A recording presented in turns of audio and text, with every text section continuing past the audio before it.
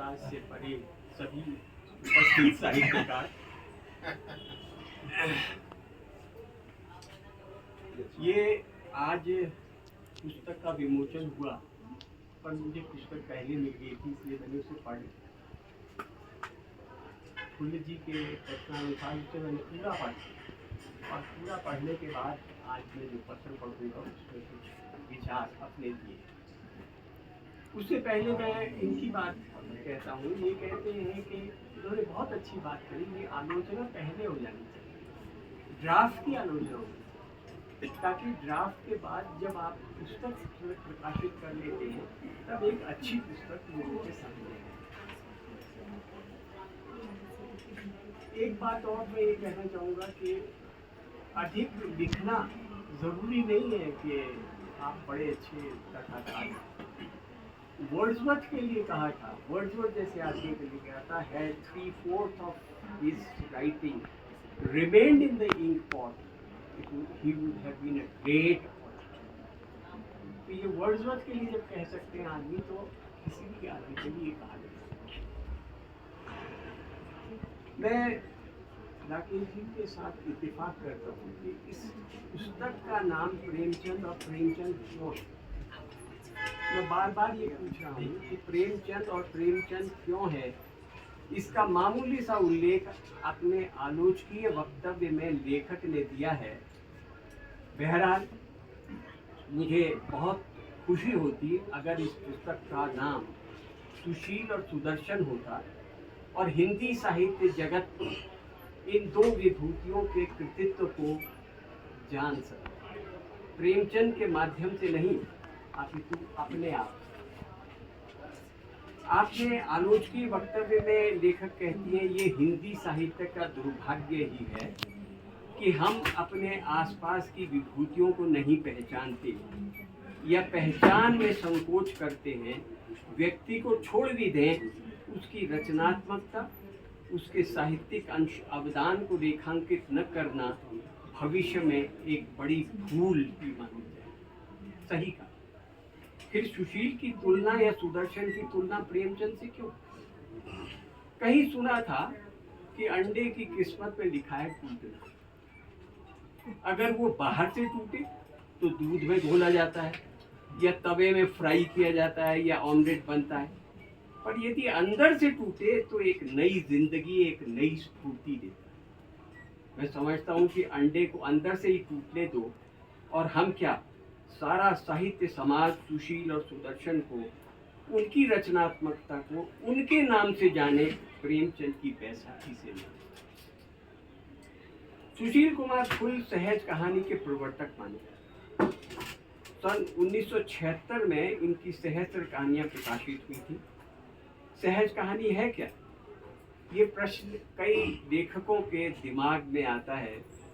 Full मानते हैं कि सहज कहानी के आरंभिक प्रवर्तक अमृत राय थे। फुल ने 8वें दशक में इसे नया अभ्युत्थान दिया। अमृत राय कहते हैं कि सहज वो है जिसमें आडंबर नहीं है, बनावट नहीं है, ओढ़ा हुआ मैनरिज्म नहीं है, मुद्रा दोष नहीं है, आईने के सामने खड़े होकर आत्मरति के भाव से अपने ही अंगों को अलग अलग कोणों से निहारते रहने का प्रबल मोह नहीं है। सहज कहानी में किसी का अंधानुकरण नहीं है। सहज कहानी काल्पनिकता, रोमानी आदर्श और प्रतीकात्मकता में भटकती कहानी को जीवन की राह पर लाने का प्रयास है। कुमार कृष्ण सुशील कुमार फुल को 5 मार्च 2022 को लिखे पत्र में कहते हैं, जिसका वर्णन दिनेश जी ने भी किया, आने वाले कल में जब हिंदी कहानी की विकास यात्रा पर बात होगी, तब नई कहानी, अकहानी, सचेतन कहानी, समांतर कहानी के साथ साथ सहज कहानी की चर्चा करते समय सुशील कुमार फुल बार बार आपकी कहानियों की सबसे खूबसूरत बात और दिलचस्प बात यह है कि आप अपनी कहानियों को न अनावश्यक विस्तार देते हैं और न ही कथ्य पर अनावश्यक दबाव बनाते जाते हैं। परिणाम स्वरूप कथा गायब हो जाती है। आपकी कहानियाँ इसके विपरीत एक दिलचस्प कहानीपन के साथ सामने आती हैं, जिस कहानी में कोई सन्नाई, आत्मतुष्टि, अपनापन और कहानीपन नहीं, वो भला पाठक क्यों पढ़े। अंग्रेजी में कहावत है, two of a trade never agree. लेकिन यहाँ हम पाते हैं कि एक जाना माना साहित्यकार दूसरे के गुणों को परख रहा है, और वो भी ऐसे शब्दों में कि दूसरे साहित्यकार की कहानियों की पुल बांध रहा है। ये दर्शाता है कि वास्तव में सुशील कुमार फुल की कहानियाँ औरों से हटकर हैं, जैसा कि डॉक्टर आशु फुल ने भी दर्शाया। डॉक्टर फुल ने अपने उपन्यासों के द्वारा अनेक समस्याओं को उठाया है। मैं अनेक समस्याओं में से उन द्वारा उठाई गई एक समस्या को बताता हूँ, और वो है नारी के प्रेम, सौहार्द, त्याग, ममता, समता जैसी अलक्षित हो रहे व्यवहारों के बारे में। कहानी मुक्ति द्वार जो पुस्तक में दी गई है, में वो कहते हैं, औरत की बराबरी का हक तो मात्र किताबों की बात थी, यथार्थ में कुछ नहीं बदला। डॉक्टर फुल अपने उपन्यासों के द्वारा उस उक्ति को तोड़ते प्रतीत होते हैं। वो मेरी सैया, मैं तेरे खूंटे की गैया, बंधी रहूंगी सदा तेरे पैया। बंगाल के शरद चंद्र चटर्जी के बारे में मशहूर है कि विद्रोही औरत के चरित्र चित्रण में उनका मुकाबला नहीं।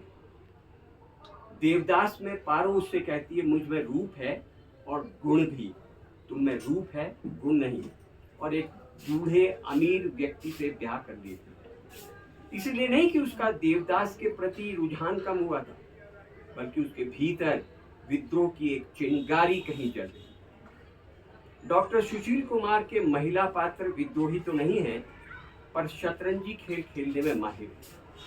गुमशुदा में एक महिला पात्र का कहना है, पुरुष होते ही बेवकूफ।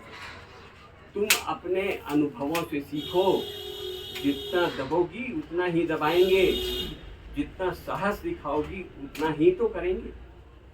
कांच के घर में सुजाता मुख्य केंद्र है, जो बेहद आत्म केंद्रित और विध्वंसक है। दूसरों को सुखी देखना उसके स्वभाव में नहीं, विभिन्न प्रकार के षड्यंत्र रचती है।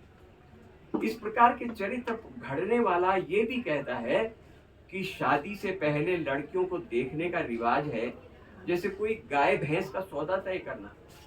पुरुष की नजर में नारी गुड़ की ढेली है या खांड की ढली है, जिसे मुंह में रखा और रसानुभूति करते निकल गए। इस सब को पढ़ने के बाद मैं दुविधा में हूँ कि लेखक नारी को भाग्य मानता है कि पूज्य।